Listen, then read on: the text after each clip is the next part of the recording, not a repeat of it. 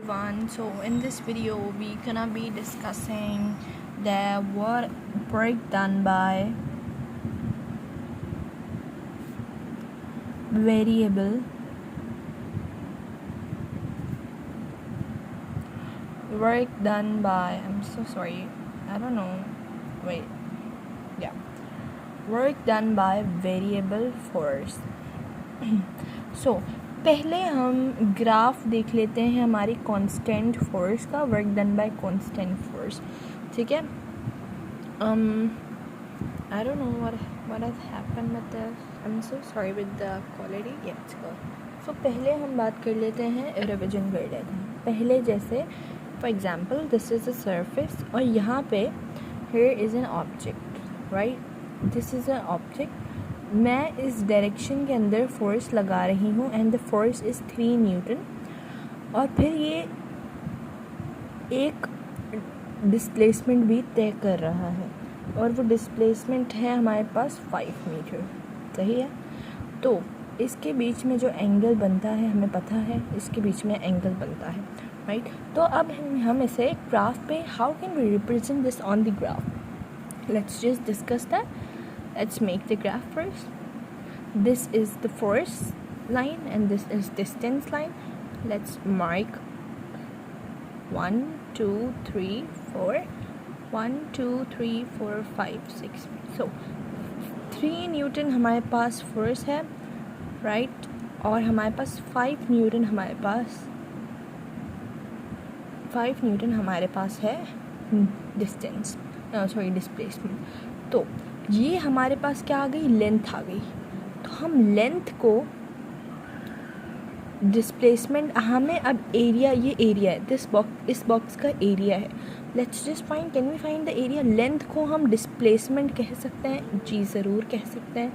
और इस विड्थ को हम फोर्स कह सकते हैं, जी कह सकते हैं. तो हमारे पास एरिया का फॉर्मूला क्या बनेगा, there will be length into width, we know, right. Then if we make the formula of area according to the graph of variable force done by work done by variable force, there will be force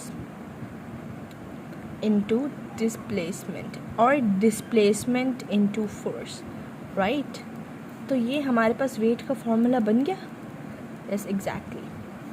तो this is the representation of force done by constant. अभी हम देखेंगे force done by variable का. तो let's just discuss few phenomenas of that. हम पहले एक example से समझेंगे. फॉर एग्जांपल यहाँ पे मैंने एक ऑब्जेक्ट रखा, मैंने इसको स्प्रिंग से कनेक्ट कर दिया. ठीक है. ये इस ऑब्जेक्ट की एक्सट्रीम पोजीशन है और ये इस ऑब्जेक्ट की मेन पोजीशन है. ओके. फोर्स किस डायरेक्शन में जाएगी, इस डायरेक्शन में जाएगी. मीन और एक्सट्रीम पोजीशन का मैं आपको थोड़ा बताती चलूँ. That extreme position is the position that is not actual. The main position is the position that is actual. For example यहाँ पे एक बॉडी है, मैंने इसको खींचा और मैं यहाँ पर लेके आई, तो that will be it's extreme position. Got it. तो इसकी एक्सट्रीम पोजीशन ये होगी. अगर मैं बात करूँ, अब देखते हैं by time to time this body will be coming near to this. तो हम देखते जाएंगे. ओके. दिस इज द हम अभी हम डिस्टेंस बना रहे हैं. फॉर एग्जाम्पल मैंने इस बॉडी को यहाँ रखा, यहाँ तक आई, मैंने इतना खींचा that this body comes near here, right. तो अब ये बॉडी फोर्स लगी, राइट. तो अब ये बॉडी यहाँ पर आ गई. सही है. और ये डिस्टेंस जितना कवर करी ना उसको हम डेल्टा एक्स करेंगे, right. Delta x I will tell you what is delta x as well. इस डायरेक्शन में फोर्स जा रही है, फिर मुझे यहाँ पर थी एक्सट्रीम पोजीशन, मुझे और थोड़ा खींचना है, मुझे इस बॉडी को और थोड़ा इसके करीब लाना है एक मेन पोजीशन के, तब आएगी. Are you getting it. So यहाँ पर अब नाउ यू कैन सी के here the force 1, force 2, force 3 x1 x2 and x3, क्या यहाँ पे मैग्नीट्यूड सेम है? क्या यहाँ पे फोर्स की डायरेक्शन तो सेम है, पर हमारे पास फोर्स सेम लग रही है? नो, फोर्स सेम क्यों नहीं लग रही है? यहाँ पे फोर्स ज़्यादा लगेगी बिकॉज ऑब्जेक्ट दूर है मीन पोजीशन से. यहाँ पे फोर्स इस मीन पोजीशन के पास लाने के लिए we required less force. So here the work done is done by variable force, means changing force. तो फोर्स चेंज हो रही है हमारे पास. येस एग्जैक्टली, फोर्स हमारे पास चेंज हो रही है guys. Force is changing. Sorry for this. Yes, force हमारे पास चेंज हो रही है.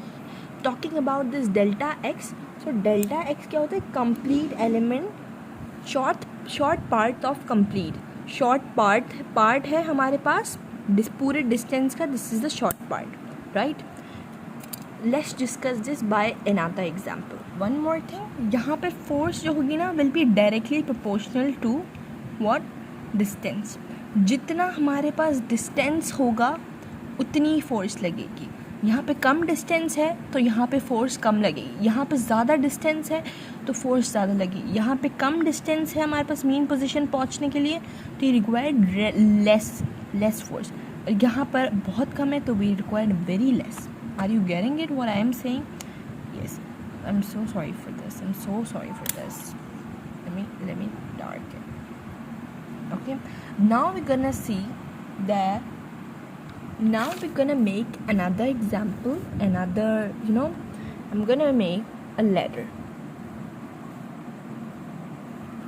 This is A.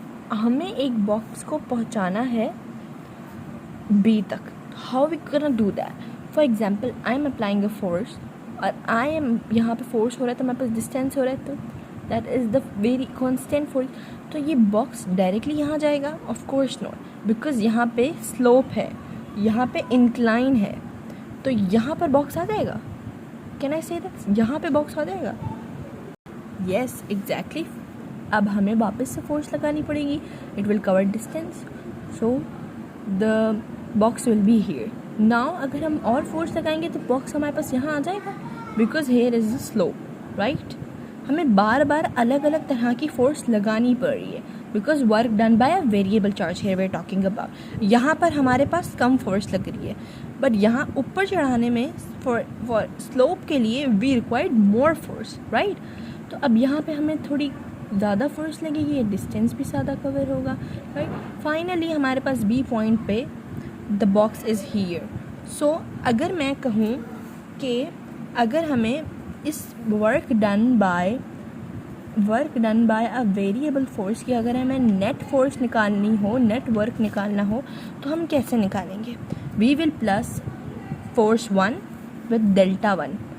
यहाँ पे फोर्स 1 है, देन यहाँ पे फोर्स 2 है, फोर्स 3 है, फोर्स 4 है. सबके डेल्टा होंगे, delta x. X is representation of displacement. तो we'll add F delta 1, F2 delta 2, F3 delta 3 and so on, and we'll have Fn delta n that is for infinity. जहाँ तक हमें अभी तो यहाँ पे we have taken an example, right. तो अगर हम जब we know net force निकालने के लिए we only add the forces, right. तो अगर हम फोर्स को अगर ऐड करेंगे तो we'll get sum of infinity force and delta x. Delta is for the representation. So this is what the work net means. Plus कर देंगे, right. Now we gonna see कि how can we make the graph of the variable force. So here is force and here is distance. So we know that variable force we are talking about, and we have seen by the example. So this is increasing point and that is decreasing point. So here there is change in the force, there is variable force. So that is why the graph representation of the work done by variable force will be this kind of. I hope you got this topic.